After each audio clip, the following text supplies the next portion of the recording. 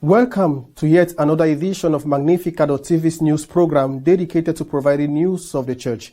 It's Wednesday, 8th March 2023, and here are our news. The Bishop of Springfield, Monsignor Paprocki, recalled that anyone who commits heresy is immediately excommunicated, even if he is cardinal. The President of the German Bishops has asked the Vatican for time to dialogue and offered to change the synodal councils into synodal committees. Those living in Vatican-owned houses, including bishops and cardinals, will have to pay market-rate rent for the flat they occupy. Cardinal Brandmüller said that restrictions on the celebration of the traditional Mass can be considered high treason. For yet another year, the number of Catholics in the world has increased, but the percentage has decreased compared to the world population. Any Catholic who commits heresy is automatically excommunicated, even if he or she is a bishop or a cardinal, Bishop Paprocki said. Monsignor Paprocki, Bishop of Springfield, has published an article in which he cites the words of Cardinal McElroy of San Diego as one of the two examples of opinions contrary to a truth and that must be believed by divine and Catholic faith, and therefore heretical. And he recalled that the penalty for heresy is automatic excommunication. In the essay, published in First Things, Paprocki, a canon and civil lawyer, criticized McElroy's words regarding suitability to receive Holy Communion and referred indirectly to a cardinal of the Catholic Church publicly declaring that homosexual acts are not sinful and that the same-sex unions should be blessed by the Church. Until recently, it would be difficult to imagine any successor of the apostles making such heterodox statements.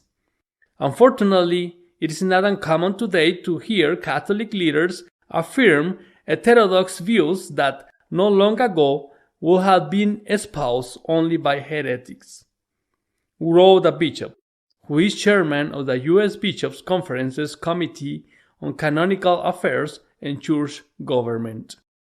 Although Paprocki did not directly name McElroy, he quoted in his opening paragraph from a recent essay by McElroy in American magazines on the radical inclusion of those who identify as LGBT and others in the Church.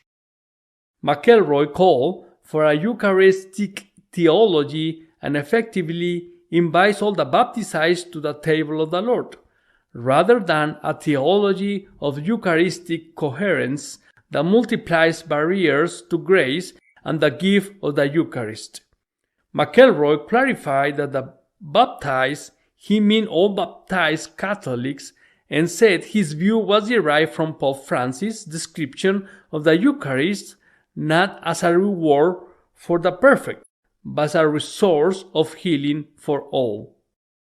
The issue Paprocki wrote is McElroy's apparent rejection of the Church's teaching, contained in the Catechism, that whoever is conscious of having sinned mortally should not receive communion without having received absolution in the sacrament of penance, number 1415.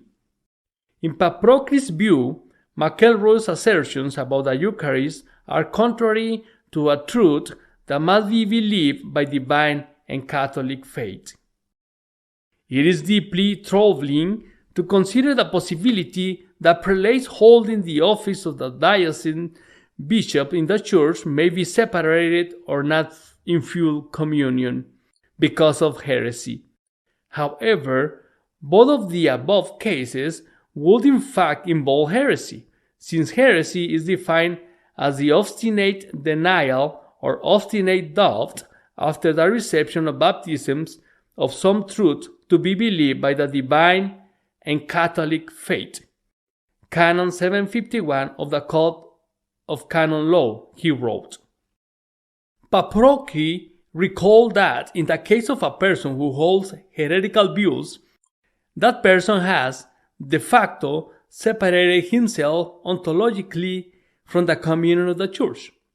That heretics, apostates, and schismatics inflict on themselves the penalty of excommunication. A cardinal, like any other Catholic who denies established Catholic doctrine, embraces heresy, the result of which is automatic excommunication from the Catholic Church. Only the Pope can dismiss a cardinal or remove him from the clerical estate in case of heresy or other grave offenses. If he fails to do so, the unseemly prospect arises of a cardinal excommunicated late sentencia for heresy, voting in a papal conclave, Paprocki concluded. Archbishop Batzing, president of the German episcopate, has called for dialogue with the Vatican while offering to change synodal councils to synodal committees. We take seriously the concerns you have raised about the questions of a synodal committee and a synodal council, he said in a letter. This is what the president of the German Bishops' Conference, Monsignor Batzing, says in a letter to the Roman Curia in response to the Vatican's prohibition, also by letter, of the establishment of synodal councils in Germany. Batzing's letter was sent just before the start of the German Bishops' Plenary, which himself precedes the meeting of the German Synod, which could be the last to be held by that body. At the opening of the plenary, as is customary, His Holiness Nuncio to Germany, Monsignor Eterovic, spoke. In his speech, he spoke on behalf of the Holy See and addressed the confrontation between bishops and Rome. Monsignor Eterovic made it clear that the Vatican categorically excludes the establishment of synodal councils, which could be nothing more than joint governing bodies of laity and clergy. I have been asked ex office, said the nuncio, to clarify that after a proper interpretation of the context of the Vatican letter, not even a diocesan bishop can establish a synodal council at a diocesan or parish level. The nuncio also addressed the debate on the possibility of ordaining ministries for women. He pointed out that when the German bishops met with the prefects of the Roman dicasteries, the content of the apostolic exhortation, Ordinatio Sacerdotalis, was discussed. The nuncio then quoted several passages from an interview of Pope Francis with American magazine published at the end of November 2022, in which the pontific explained that the Petrine principle of the Church leaves no room for women to enter the ordained ministry. The Pope has ordered that all those who live in Vatican-owned houses pay rent at market rate, including cardinals who work there.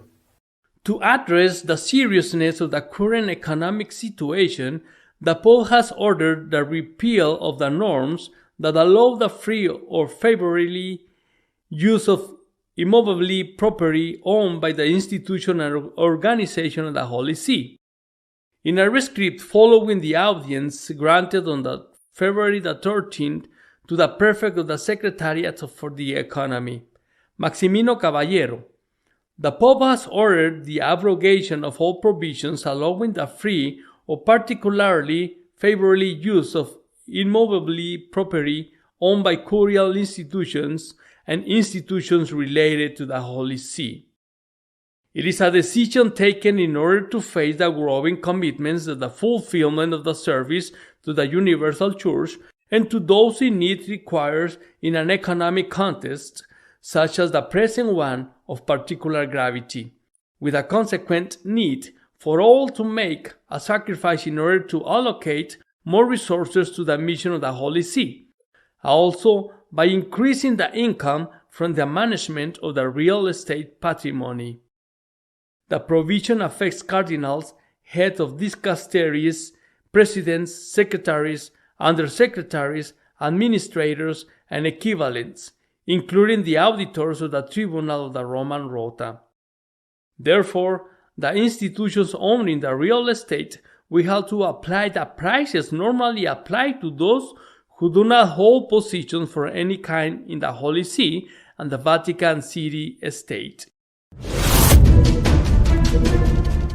For Cardinal Brand Muller, the attacks on the traditional Mass can be considered acts of high treason. According to Cardinal Brandt Muller, the dispute over the ancient rite, which was reigned monument following Pope Francis' recent tightening of the conditions for Tridentine celebrations by means of the apostolic letter Traditionis Custodes, amounts to high treason. In an article for the Teichboa, the Cardinal writes, "In this situation, in which it is a question of God or not, arguing with the good about old Mass or new Mass is not justified. The true essential form of the celebration of the Eucharist was given by Jesus himself. The Mass of all times was recorded in the words, 'On the eve of his passion he took breath,' etc., etc., and cannot be equated with a concrete rite." Brandt Muller also reminds us of the different liturgical families of East and West, which, despite their different forms, convey an equally legitimate effort to express faithful reverence for the mystery of faith. The problem is not primarily the liturgy, which was modified after Vatican II, but it is something arbitrary modification by creative priests or pastoral workers.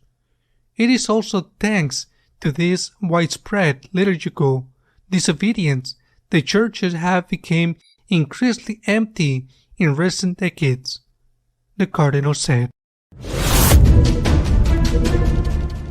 The number of Catholics in the world is again growing, but their percentage is also again decreasing compared to the world population. According to the Pontifical Yearbook 2023, which collects data up to November 30, 2022, Catholics have increased by 1.3% in the last year, while the world population has increased by 1.6%. Globally, the number of baptized Catholics rose from 1.36 billion in 2020 to 1.378 billion. This increase is to be distributed in different ways according to the continents.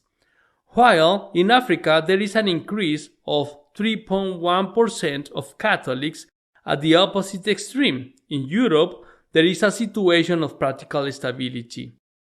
The number of clergy worldwide is 462,388 with 5,340 bishops, 407,872 priests, and 49,176 permanent deacons. Compared to 2020, the number of clergy decreases by 0.39%. The number of major seminarians shows an uninterrupted decrease since 2013. In this year, there are 109,895, 61% of whom are diocesan, and the remaining 39% are religious. Compared to 2020, there was a decrease of 1.8%. The number of seminarians is growing only in Africa, where there was a slight increase of 0.6%. In North America, there is a strong downward trend, minus 5.8%. The rest of the American continent, on the other hand, shows a smaller contraction, minus 1.8%. Our editorial this week is devoted to commenting on the possibility of bishops and cardinals being excommunicated for heresy. This week, the plenary of the German Bishops' Conference has been meeting, a meeting that it is always interesting, and although the final result, the conclusions are not all known at this time. It has already given much to talk about, beginning with the words of the nuncio of His Holiness in Germany, Monsignor Ederovich, who in his opening address to the plenary reminded them of the letter of the three Vatican cardinals, Parolin, Lataria, and Ouellet, by which it was completely prohibited both the bishop and the bishops' conference were completely forbidden to create synodal councils, and Monsignor Ederovich also told them that they were completely forbidden to grant any kind of priestly ordination, not even the degree of deacon to women. It is true that he could have spoke about other things, for example, the blessing of homosexual couples, but that had already been the subject of previous statement by the Vatican. Monsignor Batzinger, the president, is a little more submissive, at least it seems so. He has written a letter to the three cardinals who sent them the letter, prohibiting the synodal councils, saying that they are open to dialogue, and that they are studying the possibility of replacing the so-called synodal council with another figure. There will be the synodal committees. At this moment, it is not yet known if this is going to be so, and what attributions the synodal committees will have, because they could simply be the same dogs with different colors. That is to say, some minor functions they will be simply a makeup.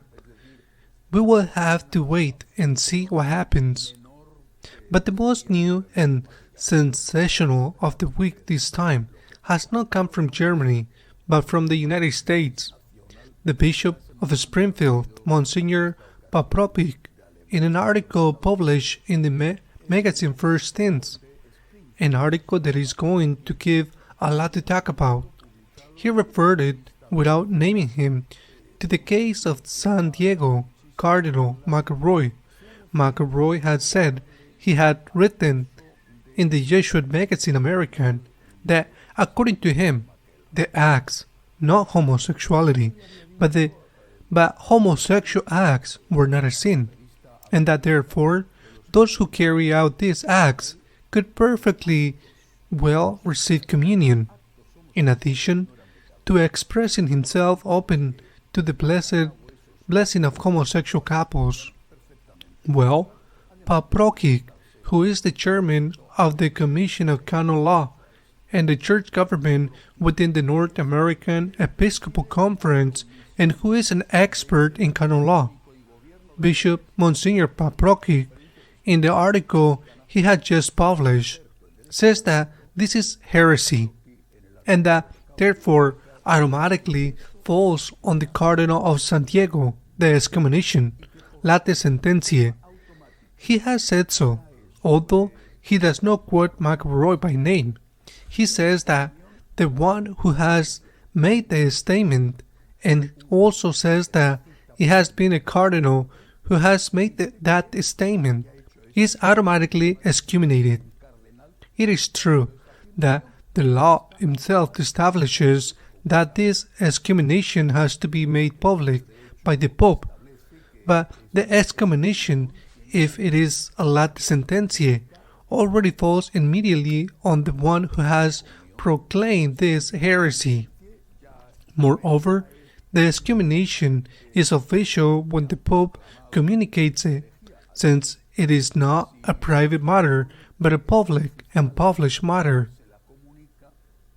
It is a matter of discussion whether this excommunication is also something that everyone must and can know as if it had been officially communicated by the Pope. It is certainly an open question, but Monsignor Paporkic goes farther and says that this disturbing and says that it is improper that a bishop or a cardinal excommunicated with late sententiae as a heretic could participate in a conclave for the elect of the next pontific. The consequences of these affirmations of the Bishop of Springfield, I insist that he is an expert in canon law, and in this article he quotes again and again texts on the Code as well as the Catechism. The consequences are tremendous. They are tremendous, for example, for the case that he himself puts forward, which he calls what could be an improper and disturbing situation, the situation of a excommunicated person, an excommunicated person who does not know it, but because what he has done is public and published, everyone knows that he is automatically excommunicated.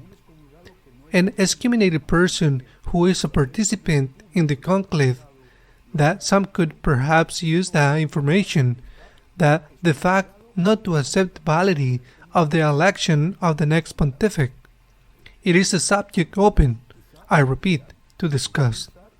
The excommunication priest, bishop, or cardinal, it is a late sententiae, and the excommunication has not been officially communicated to him, can validly celebrate the sacraments, and the faithful can participate in those sacraments. He even maintains the jurisdiction of governing, thinking of the good of the faithful, but in his parish and in his diocese. But I repeat again, from the moment that it is not a private thing, but a public and published, and this is still also, it is a truly serious and grave question. It does not affect only the bishop and the cardinal of San Diego, but so many bishops and cardinals, so many priests, who in their homilies or in their messages openly, publicly defend the doctrines contrary to the teaching of the Church.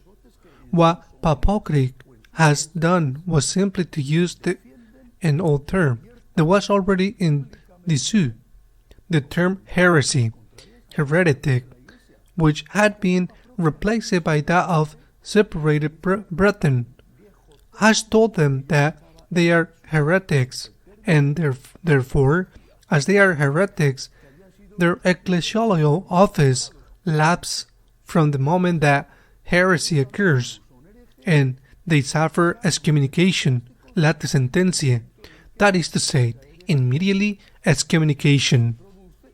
What will happen if the priest who has given a homily teaching thing contrary to the Church on whatever subject?